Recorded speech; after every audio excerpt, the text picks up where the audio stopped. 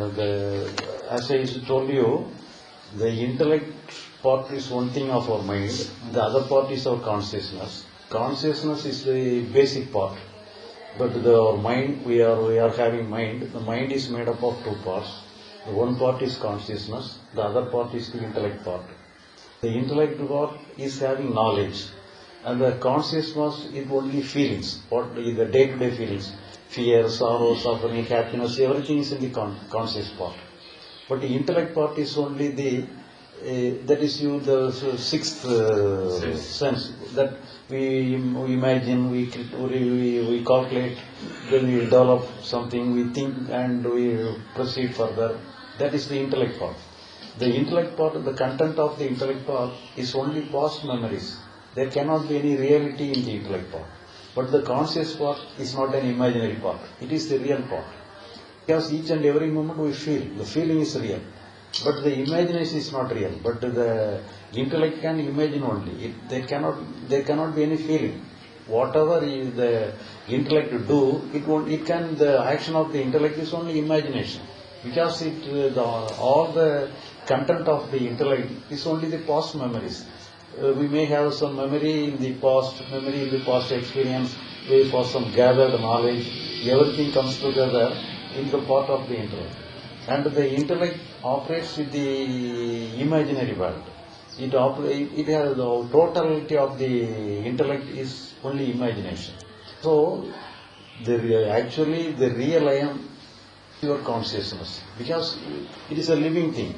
The real I am is a living thing, and it is really in existence. So our conscious part alone is a real I am. But the real I am will not say I am. That is the nature of the consciousness. But only the artificial, the intellect part alone says I am. I am this man. Pastly I have the status, I have this knowledge, So the intellect part alone says, and it claims to be I am. So the what is known as I am is only an artificial I am. It is an imaginary I am. It is the illusory I am. There is no real I am in the intellectual part. But the intellect part alone says I am. Actually, it is an illusion. It is not a reality. But the reality, our consciousness is real. It moment by moment real. If it says I am, there is some meaning. But there is no meaning if the intellect part says I am. It is just like a shadow. There is no reality in us. But our consciousness is real. Each and every moment it is real. It is living. It is a being. It is in existence.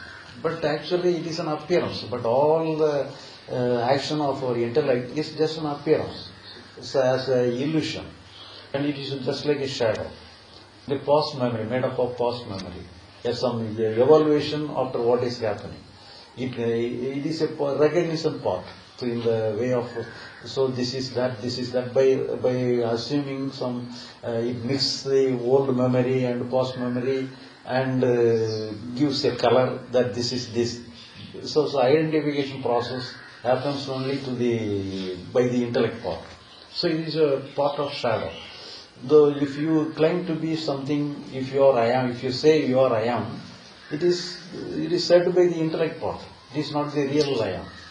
So you need not worry about the artificial I am. The real I am is always safe and secure. It is each and every moment it is dynamic. It is living. And one time it may be happy, another time it may be. But if the intellect part do not interfere with the real part, then the natural flow of our I am, the natural flow of our consciousness, that is the liberated consciousness. If you are in the liberated position, then there is no problem, because now nothing can stay in that place. For example, if you take a river, if the stagnant water may occur some dust in that stagnant water, some dust may form.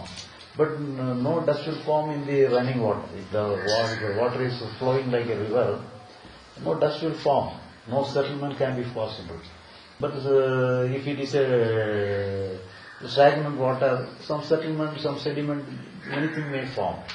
Many dust may form. But if your conscious feeling is just like a running water, just like a flow, no problem can be stayed there. Nothing can take root in that moving consciousness. But only the problem creates by the intellect. The intellect alone artificially creates some standard, creates some aim, and with the help of some standard and aim, it unnecessarily interferes with the conscious flow. That is why it creates all the problem. If there is no problem if the intellect does not create any problem, there cannot be any real problem. So all our problem is only artificial problem. All our problem is only imaginary problem, because it is created by the intellect. Really there is no problem at all. Because in the conscious level, some dynamic change alone is there. Some natural flow alone is there. Nothing can exist for more than a fraction of a second. That is the law of nature. That is the law of universe. Nothing can exist for more than a fraction of a second. Moment by moment, everything is new. No world and thing can be possible in the conscious level. So the conscious alone is a and it is a living thing. And there is no time and space. There is no past. There is no future. What is in this moment alone, that alone is real. Moment by moment, one single moment alone is to be there. There cannot be any two moments at a single moment. So only single moment alone can be there in the single moment. So whenever there is dual movement, then only we can have comparison, we can have time and space. But really there is no time and space in our consciousness. But in the intellect part alone, we have time and space. Past, present, future, everything is in the intellectual world.